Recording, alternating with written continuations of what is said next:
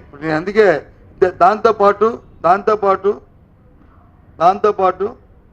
ఇప్పుడు దేశంలో మన దక్షిణ భారతదేశంలో 2 రాష్ట్రాల్లో అమలు జరుగుతుంది. ఒకటి తెలంగాణను, ఒకటి కర్ణాటక, 2 తెలంగాణ జరుగుతుంది. ఒకవేళ అక్కడేమి ఇచ్చారో అక్కడికంటే బాగా ఇచ్చారా, అక్కడికంటే తక్కువ ఇచ్చారా, ఏమి ఇచ్చారా ఆ కంపారిజన్ అది వస్తే అప్పుడు మనం మాట్లాడచ్చు. అప్పుడు మనం దాని మీద ఎక్స్క్లూజివ్ ప్రశ్న పెట్టుకుందాం.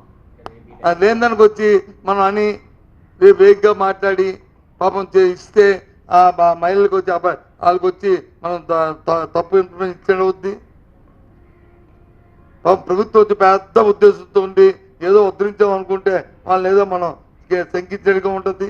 చూద్దాం వాళ్ళు ఎంత ఉద్ధరిస్తారు.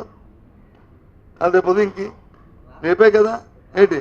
కానీ ఇప్పుడు దురదృష్టం ఏంటంటే రేపు స్వతంత్ర దినోత్సవం నుండి ముందు 2 రోజుల ముందు ఈ రకంగా ఈ రాష్ట్రంలో ఈ ప్రజాస్వామ్యాన్ని అపహాస్యం చేయడం, ఎన్నికలను అపహాస్యం చేయడం, ఈ విధంగా చట్టాలు చేతితో తీసుకోవడం చాలా దురదృష్టకరం, చాలా బాధాకరం, చాలా చాలా బాధాకరం.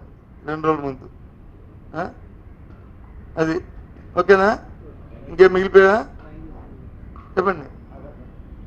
అయిపోయిందా? అంతే కదా.